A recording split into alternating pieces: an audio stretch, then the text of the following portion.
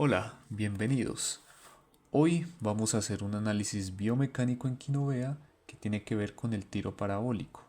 Nuestro equipo está conformado por Gabriel Chávez, Estefanía Ramírez y Santiago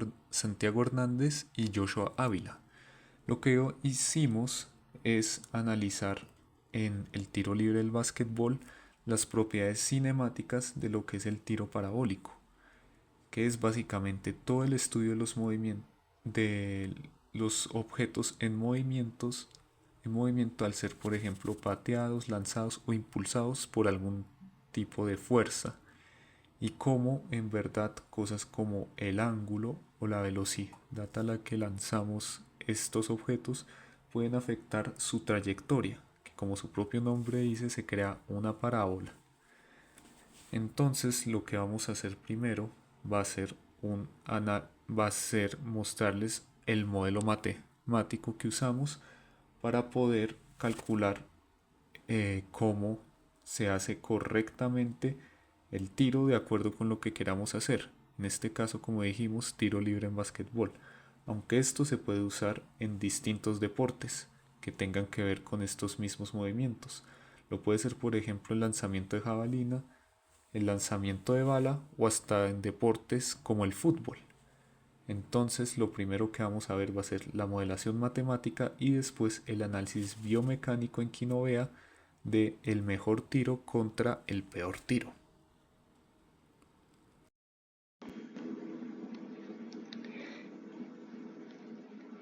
Bueno, ya aplicándolo a nuestro modelo matemático, podemos observar estas variables, las cuales vamos anotando como variables fijas, como datos fijos. Vamos a dejar en color rosado clarito, y en las rosado oscuro ya vamos a empezar a observar que todas hacen parte de el modelo matemático como tal, de las fórmulas vistas, en donde está el espacio, la velocidad inicial, velocidad en Y, bueno, absolutamente todas las fórmulas. Encontramos que tenemos una velocidad inicial de 23,2 metros sobre segundos, un tiempo de vuelo de 3,96 segundos, un tiempo de vuelo de 3,96 segundos, un tiempo de subida de 1,98 segundos.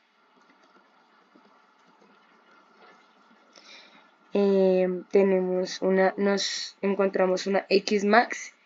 de 5,36, la cual vemos evidenciada acá, de 5,36. Y encontramos también una velocidad inicial en Y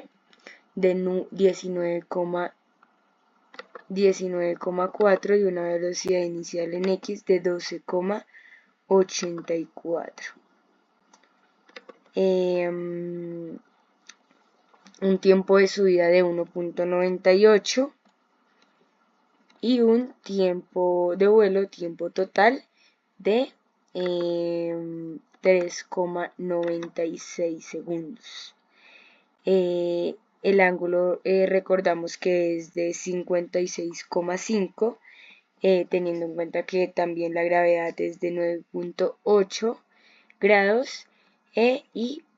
pues nos da la velocidad inicial de 23,26, una velocidad inicial en X de 12,84 y una velocidad inicial en Y de 19,4. Todo esto hace referencia al tiro parabólico visto y evaluado, en donde podemos observar acá en la gráfica también una representación de este tiro parabólico junto con los datos que nos da la fórmula y el modelo matemático.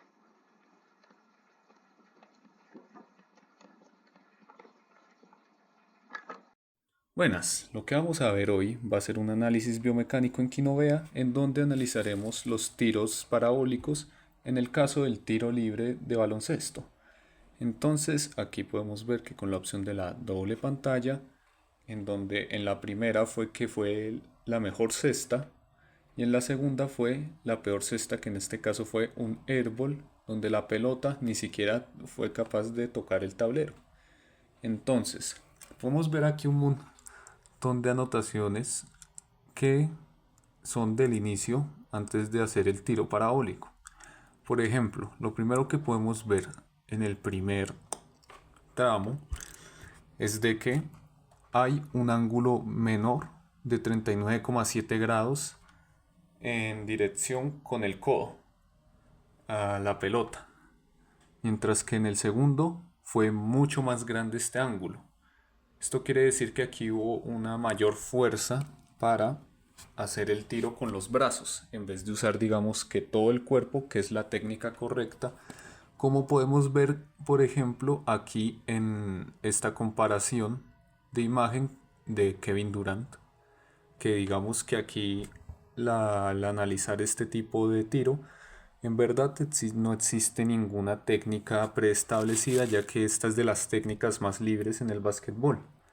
donde muchos jugadores lo pueden hacer de forma muy distinta, pero digamos que la más normal es la que podemos ver en la imagen de cómo debería terminar más o menos un jugador al momento de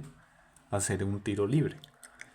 Entonces, teniendo esto en cuenta, ya podemos seguir analizando cómo este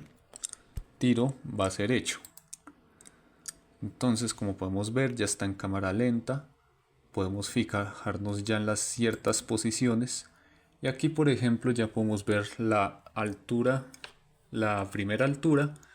que quiere decir cuando el objeto que vamos a lanzar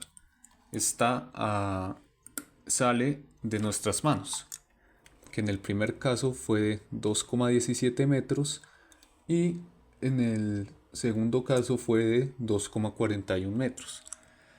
Entonces esto lo pudimos comprobar debido a las opciones de Kinovea, como por ejemplo aquí podemos ver está la tabla azul que nos ayuda justamente a estas cuestiones de perspectiva y poder calcular este tipo de alturas. Entonces lo que podemos ver aquí primero es que aquí no hubo una gran parte de los brazos, porque sí, digamos que en los dos hay una extensión de brazos, como podemos ver más aquí adelante, para las dos partes, pero la diferencia fue de la altura, en donde podemos decir de que aquí en el segundo tiro, que fue el malo, no hubo, hubo una mayor uso de brazos y no digamos que en la técnica que podemos ver en la foto, que en general se usa mayormente el cuerpo y no se usa solamente esa fuerza sola de los brazos. Entonces, ¿qué es lo que podemos saber con esto? De que también analizando esto al mismo tiempo con esta opción de el foco que podemos ver aquí, donde podemos ver la imagen y las piernas de nuestro tirador, es de que lo primero que podemos notar es que dependiendo de nuestra lateralidad, en este caso la persona es diestra. Y entonces algo que por ejemplo hace mal en los dos videos es que lo más normal es que el pie derecho debería ir adelante del izquierdo. Esto para mayor control y justamente para ese uso del cuerpo para poder tirar el balón. Entonces esto es algo que podemos ver por ejemplo en los dos videos y que por eso hay en general un mayor uso de fuerza en los dos, pero sobre todo en el tiro que se falló. Entonces podemos ver también en esta parte ese esquema humano, ese esquema corporal, donde podemos ver la forma en la que se puso su cuerpo, que podemos ver que en las dos fue en verdad muy erguido y que no hubo digamos un salto al momento de hacer el tiro, ya que también es muy normal de que los jugadores despeguen sus pies del suelo para poder hacer el tiro y transmitir esa fuerza de mejor forma, pero en este caso y en general en los tiros libres esto no ocurre muy seguido y esto lo podemos ver justamente en nuestro jugador, en las dos posiciones. Asimismo, podemos ver al principio cómo hubo un cambio en su centro de gravedad, en donde utilizó la cadera y cuando hizo el tiro, estiró completamente para dar, digamos que esa fuerza, y podemos ver ese cambio del centro de gravedad gracias al círculo que se trazó en Quinovea. Ya si nos vamos a nuestra parte más del tiro, podemos ver cómo ya desde el principio de los dos videos podemos ver la línea de X máxima, que esto quiere decir la distancia total que recorrió el tiro al momento de ser lanzado desde su altura inicial, y al mismo tiempo pudimos hacer la trayectoria de los dos tiros, que es, digamos, la parte más interesante, donde, como podemos ver, el primer tiro logró entrar,